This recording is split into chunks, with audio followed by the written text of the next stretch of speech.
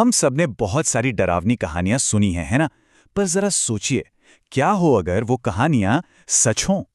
आज हम कुछ ऐसी ही सच्ची घटनाओं के बारे में बात करने वाले हैं, जिन्होंने द कॉन्ज्यूरिंग जैसी खौफनाक फिल्मों को जन्म दिया।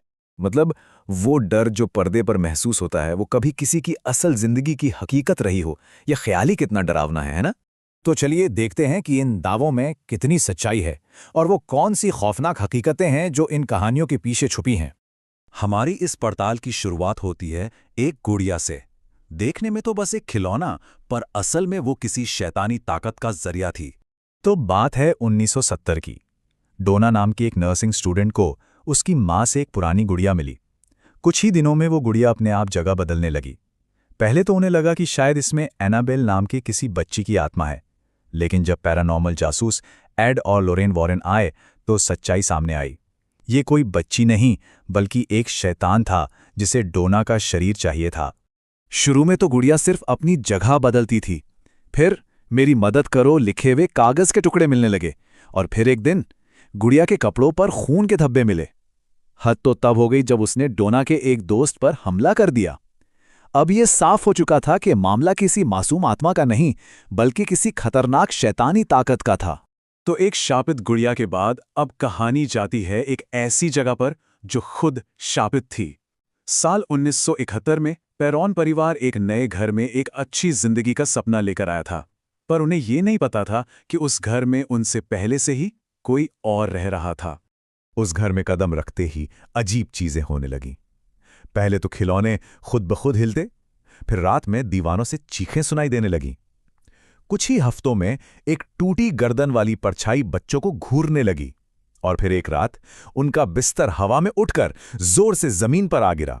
उस घर में मौजूद शैतानी ताकत ने अब परिवार की मां कैरोलिन को अपना निशाना बना लिया था। तो आखिर कौन थी ये ताकत?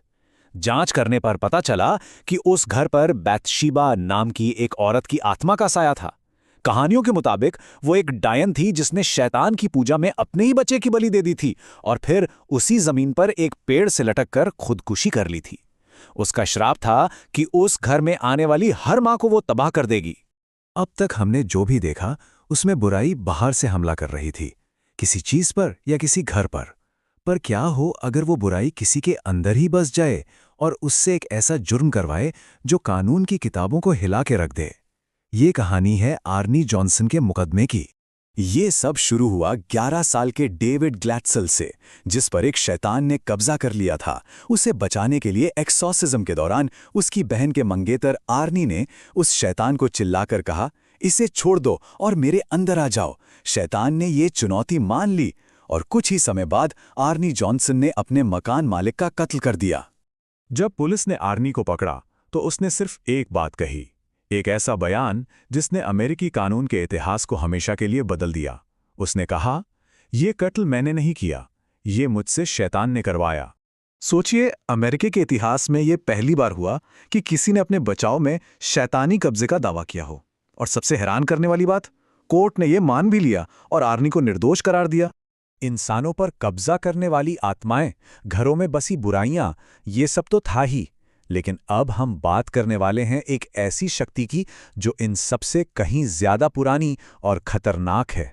एक ऐसी शक्ति जो सीधे जहन्नुम के दरवाजे से आई थी और जिसने आस्था के सबसे पवित्र रूप, एक नन के रूप को अपना हथियार बना लिया।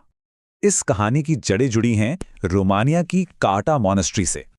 कहा जाता है कि सदियों पहले वहां एक एग्जॉर्सिज्म के दौरान एक बहुत बड़ी गलती हो गई, जिससे हमारी दुनिया और नरक के बीच एक पोर्टल खुल गया। और उसी पोर्टल से बाहर आया वैलाक, एक बेहद शक्तिशाली और पुराना शैतान जो भगवान और आस्था का मजाक उड़ाने के लिए एक नन का भेस लेता है। सब कुछ शुरू हुआ एक गलती से। बुराई के लिए एक दरवाजा खुल गया और उस दरवाजे से आजाद हो गया एक ऐसा शैतान जो किसी को नहीं बख्शता, जिसका नाम था वलक। उस मॉनेस्ट्री की एक दीवार पर लिखा था, गॉड एंड्स हियर, यानी भगवान यहां खत्म होता है। ये उस जगह पर वैलक के कब्जे का साफ साफ ऐलान था। तो इन सारी भयानक घटनाओं को हमने देखा, इन सब के पीछे की ताकतों को भी जाना। इन सब में एक कॉमन कड़ी थे पैरानॉर्मल जासूस एड और लोरेन वॉरेन। पर सवाल ये है कि इन शैतानी ताकतों और शापित चीजों का आखिर हुआ क्या? तो देखिए, एनेबल गुड़िया को तो एक खास तरह के पवित्र लकड़ी के बक्से में हमेशा के लिए बंद कर दिया गया है। पेरॉन परिवार 10 साल की दहशत के बाद आखिरकार उस फार्म हाउस से चला गया, पर कहते हैं कि वो आत्मा आज भी वहीं है। और जहां तक वैलक की बात है, उसे हराया तो गया, पर क्या इतनी पुरानी शैतानी शक्ति कभी सच में खत्म हो सकती है? ये कोई नहीं जानता। और यही वजह है कि एड और लोरेन वॉरेन ने एनाबेल जैसी न जाने कितनी शापित और खतरनाक चीजों को अपने घर में ही बनाए एक ऑकल्ट म्यूजियम में बंद कर रखा है।